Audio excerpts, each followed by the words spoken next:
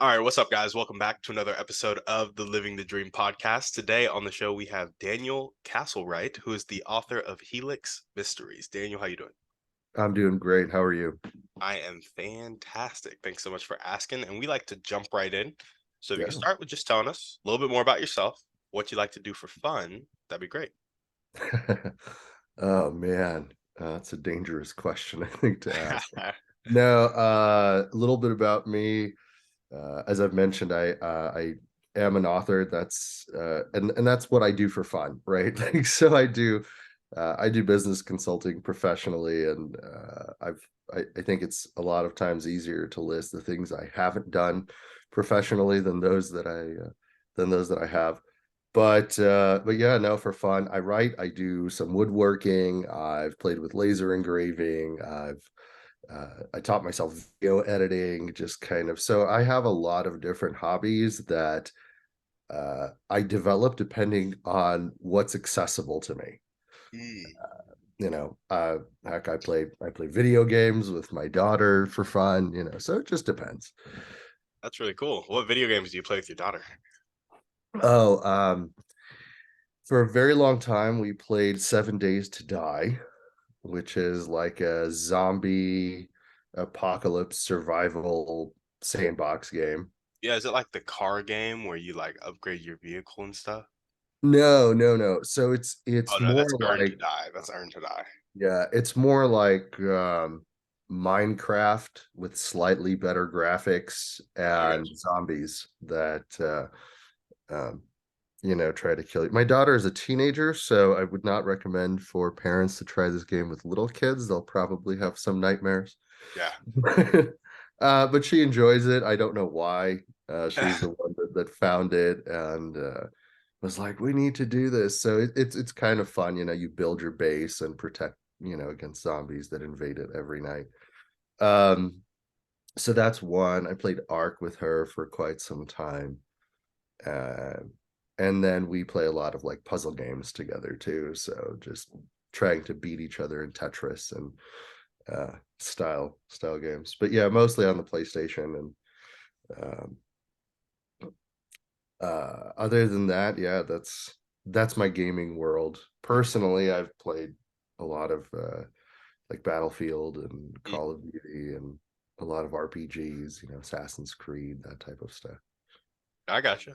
I gotcha. That's real fun that you play with your daughter and that your daughter, enjoys it enough to play with you. Like that's a cool thing that you guys can share. Yeah, here's what I'll say. I grew up I grew up at a time when video games were getting big. I've owned every PlayStation since the first one. Yeah.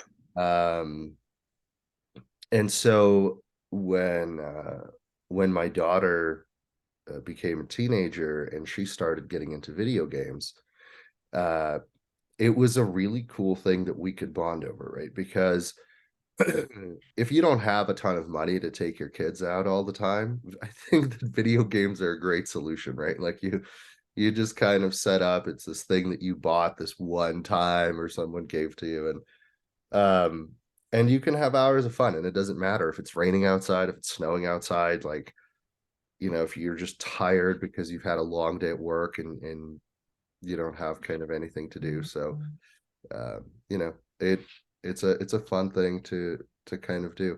I'm really sorry. I'm gonna go put my bird away real quick because he's apparently screaming really loudly. So give me 2 seconds. Totally fine. Totally fine. Yeah, and for you guys listening, I guess I'll just fill the void while Daniel is gone. I think it's real cool that you can play video games with your children. And obviously, I'm 24. So when I have children, I grew up when video games were also getting big. But I think when you think about relationships, something I've noticed is that you just gotta, I don't know, it's not always the activity you're doing necessarily, but it's a lot of who you're doing it with. Like, even when I go out with people, I don't find hiking necessarily fun. I don't find water activities necessarily fun. In fact, I don't like water activities at all. But a lot of those things I will do because people that I care about are doing them. And Daniel's back now, so we're gonna jump back into the show. I apologize about that. I'm so sorry. I normally he doesn't just go off like that, and but I just figured that you didn't want half your podcast to have like this little dinosaur squawking in the background. Oh no, you're totally good, man. You're totally good. I was just telling them about how, um, some people might scoff at video games playing with your kid, but it's more about the activity you're doing with your loved ones and that you are having a fun, engaging activity, and less about what specifically you're doing. So Yeah, I absolutely agree with you. I think that as long as you're spending time and you're, with your child, or, maybe a sibling, whatever it is, that it doesn't have to be your kid, but as long as you're both engaged and it generates that experience that they can remember, that they're like, oh yeah, I used to spend, several hours, on the weekend, hey, doing this or doing that with the, my dad, my brother, my uncle, whoever it is that you are to them. That's what's important, because that's what they're going to remember. And the experience is what shapes you. As far as video games, like what they are, so my college degree is actually in psychology.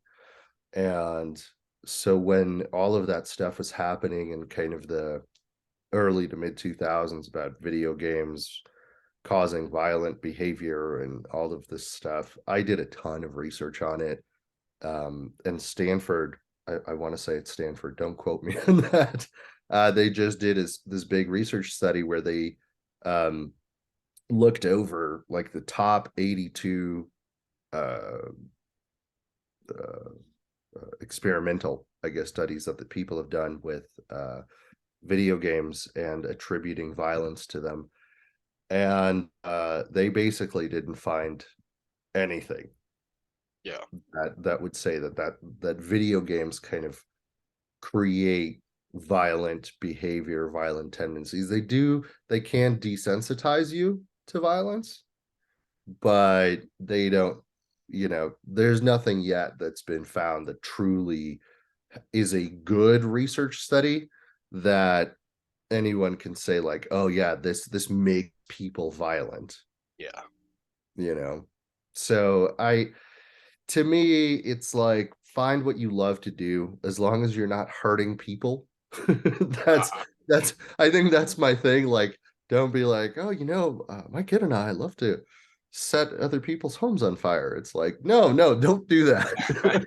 That's, I hope no one takes that quote out of context from your podcast. Like, Daniel likes to set homes on fire with his kid.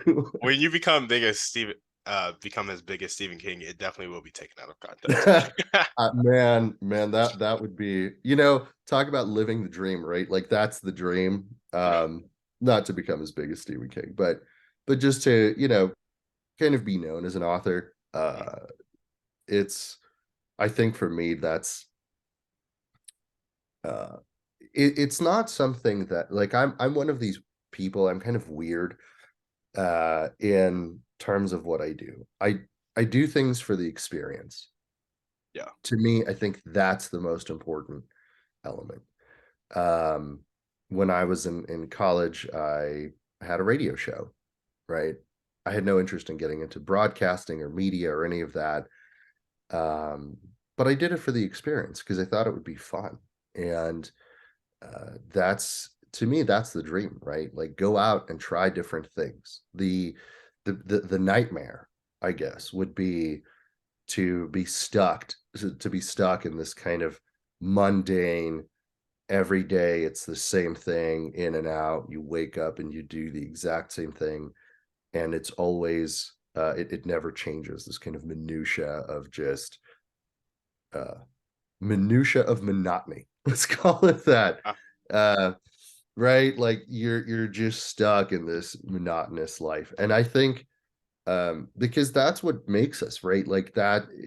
People, depending on who you talk to, right, if you're talking about somebody who's religious, they have kind of their belief in uh various uh it's your soul, it's all these things that develop your character. But I think that no matter who you are, no matter what you believe, uh you can agree that experience is really what shapes the character, right? yeah. And so to me, that's what living the dream is. It's being able to experience different things and how those things shape you. Sometimes good, sometimes bad. Doesn't have to be great all the time, you know. But as long as it makes you a more interesting person, that's what life is all about. That's living the dream. To me anyway. Right. I gotcha. That's very interesting because that kind of brings up a lot of it could be anything, right? Like I think when a lot of people say living the dream, they have a certain experience in mind, they have a certain way they're shaped in mind, certain people they interact with, and that's the dream. But for you, it's really like mm, being present and just experiencing different, and you're not limiting it the different to good things or bad things, but just experiencing those things fully and realizing how they're shaping you into becoming a more interesting person, which depending on how you define interesting, it can trend towards like self-improvement or trend towards um, degeneracy. That's true. That's true. You're right. I mean, there are certain things I would, arguably say stay away from doing X, Y, and Z, right? Like, Yeah, but even when I say it doesn't have to be good, a lot of experiences aren't, they have positive and they have negative. So I was in 2004. I was deployed to Iraq with the military, right? I was there for 18 months. It was a miserable experience while I was doing it, right? yep, Uh because it's hot, especially if you're in a combat MOS, right? Where you're MOS, sorry, I don't know if your listeners will know that. It's what you do in the military, right? Your MOS is it's like a job title, so to speak, but it's a yeah, number uh with a letter, and it designates what you do. So you could, maybe you drive tanks, or maybe you're a mechanic, or maybe you're a infantryman, whatever it is. So if you're in a combat role, it's pretty miserable, right? Like, people legitimately want to kill you. yeah, And it gets really hot, and you're wearing a lot of gear. So when you go there, especially when you're young, um, you can think of a lot of better ways to spend your days other than people, people trying to kill you. But at the end of the day, it does have its positives, right? You build certain camaraderie with the people around you. You come home and you're like, man, this you kind of see what life is like on the other side. Because living in America, uh, there's a lot that I would say the vast majority of people take for granted and never realize it. yeah.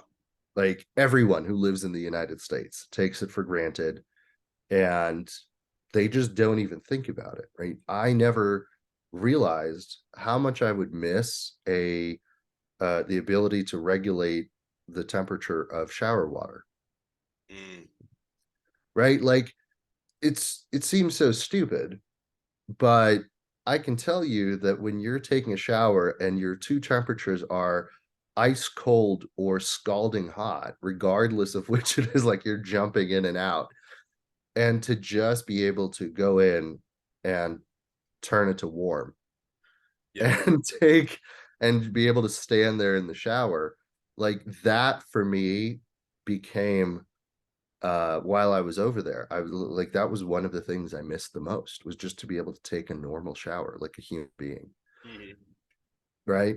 So that experience, someone can say, oh, well, that was a crappy experience, or maybe that was a good experience, but um without talking about all the other elements that came with it. Obviously, spending a long time in a war zone has both pros and cons, but omitting all of that, if I just focus on that one thing, uh it's huge, right? Like, uh it really opens your eyes, and you're like, man, I how often do you turn on the shower and you're like, man, I'm so glad I live in a country where we have warm water yeah, or hot water, right? Like, there are countries, people like that's a luxury.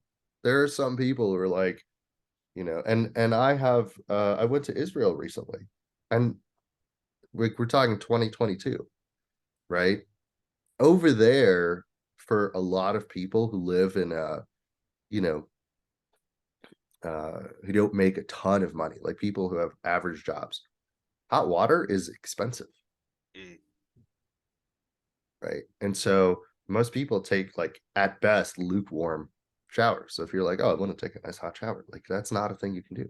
So that's very real, even in developed countries. It does, you don't have to go to a third world country to experience that. So that's why I always say I love to experience things because it also puts my life into perspective, and it allows me to really appreciate the things that I often overlook, yeah, and it's humbling, right? Like it's a nice thing because you're like, man, my life is like how many people look at the internet today, right? And see how many people yell and scream about how miserable and how crappy their life is because their girlfriend cheated on them or their boyfriend cheated on them or someone called them the wrong pronoun or whatever it is, right? Like and that's you're gonna not to you're gonna get belittle my you're gonna get my podcast canceled. yeah, yeah. No, no, no, no. I'm not trying to belittle people's experiences, right? Or people's perspectives on life. Not at all. The reason I bring that up is because it's a luxury that we Yeah, can complain about these things. yeah, It's a luxury that we have. Um, if anything, this should, be more Americanizing to the podcast because we do live in a world where these things can be so monumental to us. yeah. We're gonna, take the time to make a video about it or take the time to write an article or a blog about it. So I'm not saying that anything is right or wrong. I just think that as a society, like as a culture, as Americans, we should step back and be like, man, we have it pretty good. just just the fact that we can do a lot of these things that in other countries people are like, man, I'm worried about getting food. I'm, Yep. and we can sit here and that's you know I think that's important. I think it's important to look at ourselves from outside, and you can't do that unless you've experienced something different. Yeah. And I completely agree. I think it's just switching to like a gratitude perspective. Like people can be wired to just complain basically, where they're Mhm. going to find something to complain about regardless of how good it gets. And what you said earlier about our life being so good that the comparatively small problems we have in our daily life can become really big problems because all of our big problems are taken care of, right? Exactly. I think that that's really, really important. And then it shines light on the fact that people have more of a tendency to complain than be grateful. Like I was in my kitchen the other day and I took out a butter knife because I was going to spread some peanut butter on some bread or something like that. And the butter knife was dirty. And I was like, stupid dishwasher. Didn't wash the butter knife well. Do, do the butter knife back in the sink. And then I went and got a new butter knife. And I was like, Right. I have so many butter knives. Like, I'm sure there's somebody out there who would love to have this problem of I have to go grab another butter knife and take 10 steps to spread my peanut butter with a clean butter knife as opposed to a dirty one. Like, Exactly. it was such a such a moment. And it was just automatic of like, I wanted to complain about the dishwasher. But it's like, Yeah. dude, you got like 20 butter knives in there. Be grateful. So Absolutely. yeah, just the little things there. I'm curious though, has how that experience in Iraq and how you've lived your life shaped your character such that it came out while you were writing your book, or how did that influence you during the writing process? Oh, definitely. So my book is full of little jokes that I think and I try to explain some of the nuances. So the military, regardless of the branch you serve in, right, there are you make fun of the other branches. Mm, And that's one thing that I've I've always appreciated, right? To me, humor is not uh like if it doesn't insult someone or hurt someone's feelings, then it's not really humorous. And in the like you do that, right? We make fun of, it doesn't matter. Like if you're in the army, right? You might crack jokes about Marines and you might be like, oh, Marine stands for muscles are required, intelligence not expected, right? Hmm. The Marines will be like, well, Army stands for aren't real Marines yet, right? And so the Air Force is colloquially referred to as the chair force by many of the branches. So um like it's you're all like, if you when you're in the military, you're being made fun of by someone, right? Whether that's the people in your platoon, or the people who are, from other branches. um Somebody's making fun of you. And so it's really, for me, while I was in Iraq, and I'll kind of round to this in a second, I came out with this. A lot of people asked me that question when I got back, right? I was much younger. I was in my very early 20s when I got back home, and people asked me like, "Oh, what did you take away? What did you learn from this experience?" Um, and I said, "Well, for me, what I realized is life is short, right? Because you could literally die. Like there were times when we were on base, and mortars would start coming in, um, and you don't know. Like you can stand where you are, and the mortar will fall somewhere else, or you can run, and you might be running towards the mortar. Yeah. Right? It's the most, or you might stand exactly where you are, and it will fall right next to you, right? So you're in this very weird place where you're like, I can stand here and survive, or I can stand here and die. I can run away and survive, or I can run away and be running towards my death. Yeah. And you're like, it's a really weird place to be. But it makes you truly understand that life is short, Yeah. right? Like you could die at any moment over there. And that could happen here, right? Like people get hit by drunk drivers all the time. People, like, all sorts of crazy stuff happens. We have shootings that happen all the time. um People shopping at Walmart, or kids at school. So I took that and I'm like, okay, well, what does that mean? Right? Because it's a really depressing way to look at life, is that you could die at any moment. And so I started trying to come up with that. And what I came up with was this motto for life, which is that if I knew that I was going to die tomorrow, I want to look back and say, no matter how long I lived, right, and say it was a good run. Yeah. Right, that's it. If I change the world and were to, come up with a cure for cancer tomorrow, awesome. But if all I do was teach somebody else to enjoy their life and give my daughter a better opportunity so that she doesn't have to work in some dead end job, and maybe she can pursue her dream career, then it was a good run, right? If I become like you said, at the level of publicity of Stephen King, awesome. That's really cool. I'm glad that many people enjoyed my books.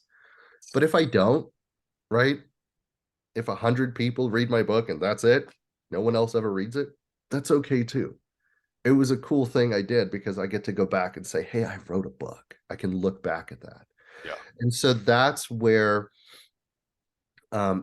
really kind of spurred my perspective on the world. And I reflect that a lot in my book.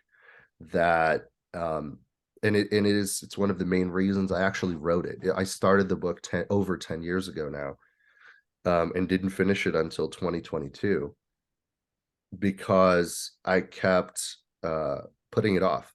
There was always something more important. There was always there was the divorce, and then there was, college, and then there was this, and there was my job. And I finally decided, like the pandemic actually, COVID-19 Yeah. actually got me to do that. But with that, I learned the importance of being able to, having the humility to be able to laugh at yourself, and be made fun of, and not take it personally, right? Because, you can make fun of me and do it to be mean and hurtful, which is wrong. Like that's the bad type of humor. But you could do it just to kind of laugh. And one of my best friends is a Marine, right? Uh he makes fun of me, having been in the army all the time, Yeah. right? Um he we used to so I was for a time I was a tanker. I drove the Abrams. And can I say, if I say something that's like remotely profane, is that okay? Or Yeah. Yeah. Yeah. okay. So tankers in the army anyway are referred to as DATs, which stands That's, for dumbass tanker. I get Like, you. right?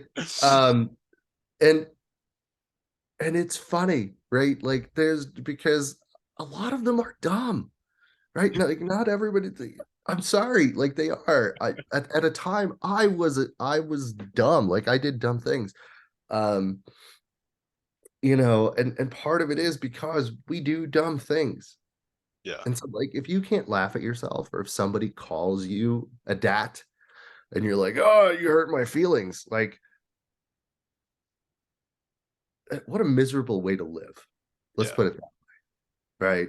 Because nobody actually calls you a dat like just because they're like, oh, you're just an idiot and you have your IQ is super low and you're not capable of anything or of accomplishing anything great. No, it's just a way to make fun of ourselves. It's a way to make fun of others. Um, and it's a way to take some of the most terrible because especially when you're in a war zone, um, Yeah. you're miserable. You're absolutely miserable. So I try to express some of that. I try to convey some of that in my book and the importance of humor um, as a way of dealing with terrible and miserable situations. So um, yeah, it's definitely a huge part of my book. I gotcha. I gotcha. Well, tell us a little bit more about your book so we understand the part humor plays in it and why. But tell us about like what's the book about? Take us into a 5 minute Sure. synopsis. Yeah, so the book it's on Amazon. You can read like the back cover if you want. I think there's a few sample chapters, but the idea is that there's this gate that connects Earth to it's a science fiction fantasy, right? And there's a gate that's emerging on Earth that connects it to a different galaxy. And along with that emergence, it's starting to transform people into basically mythic or fantasy creatures. Mm, And so I'm essentially, rather than creating a new, like a whole new fantasy world on some fantasy island or planet or continent, I transform our world because that to me is what would be fascinating is like what would be the interplay between modern day technology and weaponry and culture if all of a sudden we started living like among us there were um some of these creatures that you read about in myths and legends and fantasy. And so the book takes the perspective of the book for the most part is from the main character who's evolving and is one of the first people to begin that evolution. uh, and at the same time I try to play with some creation ideas like origin stories of the human species and where we came from and what we are um, and consequently, right, if you were the first one to start to evolve, you'd be freaked out, right? Like your body is physically transforming. Um, and what do you do with that, right? Like and so I try to go through those kind of stages of panic and what happens, and then the military, is out, you know, gets a hold of you because obviously you're this weird thing and maybe you're contagious. And Yeah. and how you're treated. And then, but as it spreads and it happens in more and more places, um, obviously the military is going to be deployed to contain it. And so I decided, instead of going like all out, I wanted to keep the to really focus on the unit interactions. And so I kind of created this small elite unit, um, that the main character joins, and then uh, kind of is forced into, to some degree, to help prevent some of the chaos that's happening as a result of this worldwide transformation. And uh, because when you look at the military on a grand scale, it's massive, right? Like, it's just this entity, the military industrial complex, the Department of Defense, right? The Army, the Navy, the Marine Corps. Um, but to me, what's often overlooked is the experience of the individual. This is small groups, right? Like the squads, the platoons. That's what very few people ever see, and so that's the direction I took it. I wanted to focus more on that. Um, what are some of those quirks, some of the way that people poke at each other, and just make those jokes about each other. So that's what I try to include, and I wanted to have that experience in there. Obviously, some of it is reflective of my own. Some of it is stories that my friends who were told me about their units and things that they've experienced, and some of it is just made up. Like, There we this go. is what it would be like if I was in this situation, this is what I would say. Yeah. You have fun with it. There we go, man. I would watch that movie. I won't lie. It kind of reminds me of like maybe this is a movie. I think it actually is a movie, but like X-Men, like the origin of X-Men type of vibe, where it's like it's within our world, but Mhm. they're people like became mutants. But I like what you're doing because it's like it shows the transforming. Whereas like X-Men, as far as I know it, I didn't watch all the movies, but it's like there are mutants, there are people. Whereas Right. like yours are like people are becoming mutants and then they're figuring that out. I Yeah. can see it like developing into something like X-Men, but with a different spin on it because you're more like X-Men was also kind of mutants against mutants, Yeah. whereas like yours would be like, obviously not people with powers, but different creatures, which Yeah. is a really big difference. And then also, um, has some of that military realism in there, which I think is cool. Yeah. It's I wanted to really and you're absolutely right, right? In some respect, that's one of the things I've loved about X-Men, is that it takes place in today's world as opposed to some fictitious place. And um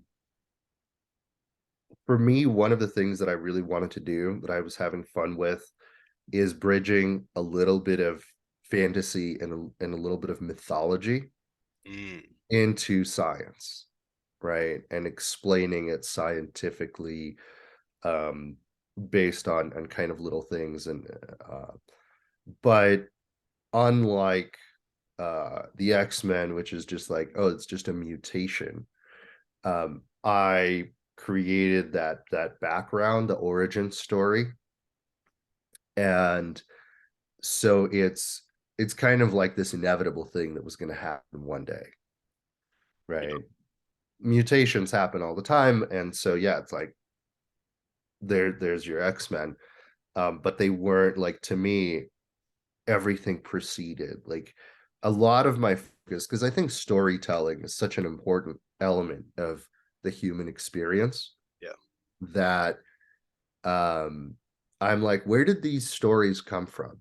Right? Like, Hmm. now we can say, we talk about vampires, right? Like, vampires, there's these things that drink blood, right? But someone had to have that original idea, Yep. right? What was it based in? And the story evolved, absolutely, right? Like, you didn't have um the traditional Dracula didn't, that wasn't the first idea. Yeah. The original Dracula was probably something very different, right? Some people talk about Vlad the Impaler and all these things in Transylvania. But today we have like Dracula, and then we have what is that movie series? Twilight, right? Like the shiny, sprinkly vampires.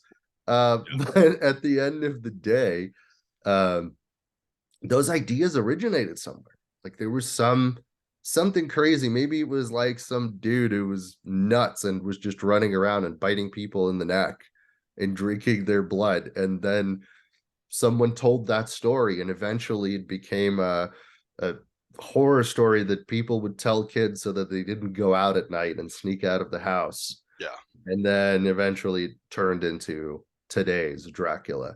Um, and so I wanted to try to find or at least create. It's I've I shouldn't say find, but I've created kind of an explanation for that, and that's what a lot of my book is about. It's like, where did a lot of these stories begin and originate, and how they've influenced modern stories and beliefs. So, um, yeah, to me, that was one of my favorite parts of writing my book, was kind of coming up with that.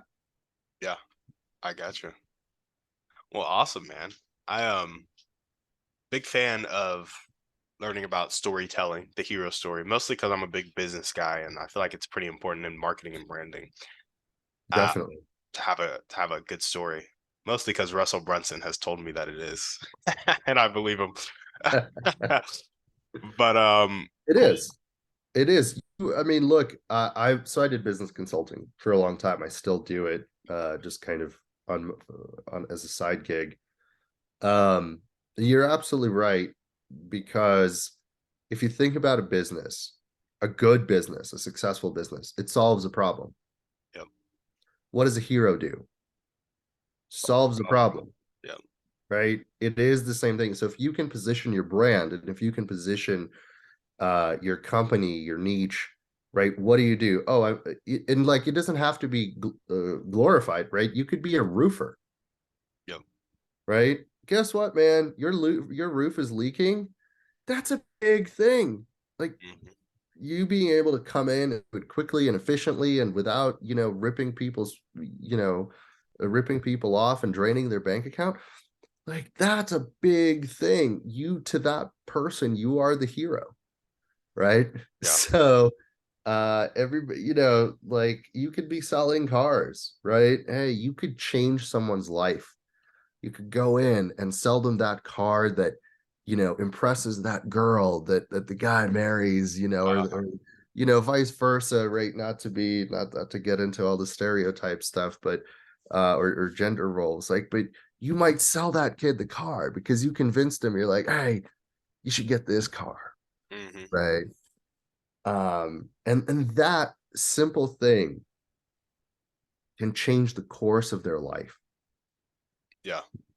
So, or maybe they'll just meet their best friend, who knows? Maybe they're racing, right?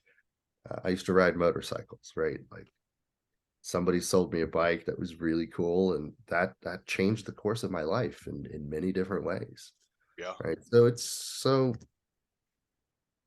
have fun with it, right? Like, but if you can be the hero of someone's story, regardless of what you do, as long as you do it with the right way, with the right intention. If you're doing it, if you're running a business and your goal is to make money, you're ultimately going to fail or you're going to plateau. Yeah. If your goal is to be the hero, is to solve the problem, you're going to make money eventually, right? Like hire people to be your accountants and to make sure that you're investing in the right things. Absolutely, right? But you as the business owner, like be the hero of someone's story. Your podcast, you can be someone's hero, man. Right? Like maybe you'll bring somebody out, or maybe you'll have a guest on who's going to say something that will change someone's life, Yeah. right? And then what are they going to do? Oh man, now I'm a billionaire, but one time the reason that like what set me on this track was Timmy's podcast. There we go. Right? It was Living the Dream podcast with Yeah. Timmy, right? He changed my life. And that's awesome. You could do that. You have that power. Yeah, man. Yeah. I love a good story. And I feel like they're also like we can kind of tell a good one from a bad one kind of inherently almost. Yeah. Like, because I think they're natural stories that resonate with humans, and then you mess up the story arc a little bit, and it's easy to lose somebody's attention. And That's so, true. I guess moving on to like where you see the book going. We've talked about it a little bit, but what are dreams and goals for the book, vision for your life? My dream is, so admittedly, the book originally started out as a video game script. Hmm. I wanted to do an MMO type thing, and that's what it started as. So I would love to see a major game made out of it one day. Um, I have so I finished the first book, so I finished Helix Mysteries, the first change. I'm currently working on the second book, which is called Helix Mysteries Second Sons. And the story arc is done. Like it's all finished. I'm just kind of flushing out the details and doing all the some of the boring stuff like editing, Yeah. which I don't like doing, admittedly. So like even though it's something I love, right? You have to, unfortunately, it has elements that are boring and monotonous. Hmm. But ultimately, the idea is that the second book is going to end in such a way where our world is pretty much fully transformed, like where it's gonna go. And now, what remains is the conflict between those who haven't transformed versus those who have, and it's going to open up to a series, to an infinite series where I'm going to have short stories about the experience of different individuals through the transformation and then this new world. So the series is supposed to be called Helix Mysteries: The New World. Um and the reason I wanted to make it a short story thing rather than continuing to write full novels is because I wanted to open it up to other authors. So my dream is that um the series gets enough clout and enough readership to where I can help other authors break out. Okay. And so like if you were to read the books and maybe read the some of the short stories, you might be like, oh man, I have this cool story about like what would happen to me, and you kind of write the story about yourself and how you transform into an elf or whatever, or giant, or and so you would write this story about yourself and about your life and your perspectives or whatever, but or something you completely fantasize, and you would be able to submit it, um and I could publish it, right? I would give you credit as the author. um and if people like it, if people love it, um it would link to like all your social media, all your sites and whatever. And so the idea would be that if my series became successful enough, um to where I could do that for other authors, that's what I would love to do, right? Is to help other people break out, to take some of my followers who love what I did and to share that with you in a real tangible way, not in this like, you know, pardon my French bullshit, like, oh, I'm gonna mention you in my Twitter post. Like, no, like realistically, I would drive people to you as the author, um and hopefully I would get to a point where I could like share the proceeds. So like if a lot of people read your story and it made money, I would be able to send that to you so that you could take that and continue writing and maybe uh, do your thing. So that's my dream. Like where it would eventually go is I would love to do something like that, because as fun as it is to rise to the top in any, whether it's an industry or a profession or whatever it is, um to me I think it's like I don't have any desire or aspiration to be the number one whatever, like I really don't. I just want to get to a point where it can sustain me, right? Where I could just focus on my writing and maybe travel a little bit and have fun with my, with my daughter and my family. But I really want that ability to bring other people up, to help other people achieve their dreams, and that would be my way of doing it. Yeah, I love it. And so I'm curious, would you like would you like own a publishing company that you publish through? Would you be partnered with a publishing company? Like, I guess I'm just like, if an author writes something, like how is this structured so that you get the proceeds? Is it because you have rights to the brand? Yeah, so as an author, I mean, there's a couple of different ways that authors can go. You can self-publish, where you are technically your own publisher. So you're the author and you're also a publisher. Or you can publish the traditional way, which is, you get picked up by a publishing house, and they do all the things, right? So that's the difference. It's kind of like, in some respect, it's like the difference between having a job and working for a giant company, Hmm. or being your own, like starting your own business. Yeah. So being a self-published author is kind of like being a business owner. Um, you're having to do a lot of your own stuff, right? You need to edit your own work. You need to create your own cover. You need to do all these things. So either you do it yourself, or you outsource people to do it for you. Yeah. Um, but either way, it's either an investment of time or an investment of money.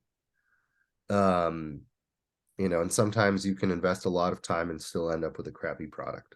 Yeah. And then you use different sources to sell it, right? So, for example, you can self-publish a book tomorrow and have Amazon sell it for you.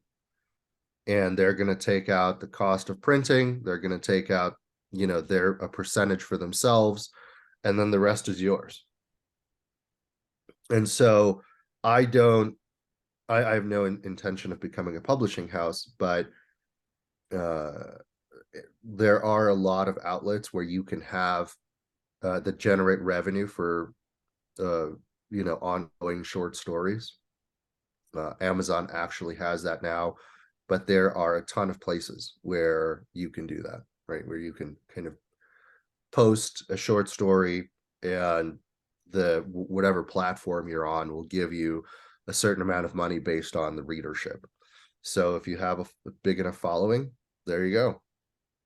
Right? Every time you post a story, a bunch of people are going to read it. Your followers are all going to read, just like a podcast, right? Yeah. It's no different. The same concept. So that So would be the goal. how many followers do you need to post one short story a month and replace your or how often would you post a short story? Do you think it'd be a month, a quarter, to a year? I would be lying to you if I told you I know the answer to that. Okay. Let's I go. don't know, because I haven't done short stories yet. I haven't gotten to that point.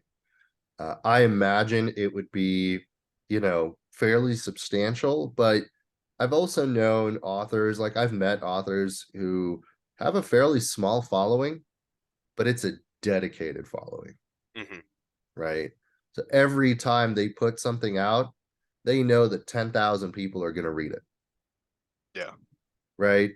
And they know that 10,000 people, they know that 5 or 6,000 of them are going to share it with their friends, and kind of get that out there. So, uh, and then there are authors that have 100,000 followers on Twitter, and if you actually talk to them, those followers never read any of their work. They're just followers because these people know how to get followers, Yeah. right? They'll like and reshare their posts, they'll do all that stuff, but as an author, they're not actually making any money as an author. They might be making enough to go out to eat to a nice restaurant once in a while, Yeah. right? And it's like, but you have 100,000 followers. How is that? And it's like, yeah, but it's not generating any money. So I think followers is um unless the quantity of followers is somehow tied to generating revenue, um, it doesn't matter. You can have 10 million, right? I don't think that that's the indicator. I think it's how many people actually love what you produce. I gotcha. I gotcha. So then let's go dedicated following. How many people do you need in your dedicated following to make that short story route replace your income, get you to that? I can support myself. Man, I would, well, let's see, from what I've read, you'd probably need 25,000 dedicated, like Mm, truly dedicated followers. And that's assuming that they're going to share, right? And bring in other people, um, based on them sharing like a link or whatever it is. Um, and that's because it also depends on how much you want to make, right? Like what's your requirement? Some people, if you live in some distant town in Kansas, right, where you could buy a house for, you know, 50, 60 grand. no, I thought you were about to say 50, $60. No, just playing. Well, yeah, maybe that too, right? Like it depends. And there are, right? Like you maybe you moved to Italy and you bought one of those dollar homes that they had, Yeah. right? And you put in 20 grand to renovate it or whatever, but ultimately you don't have a cost of living other than like your food. You don't need that many followers. You can make a living off of, 5,000 followers.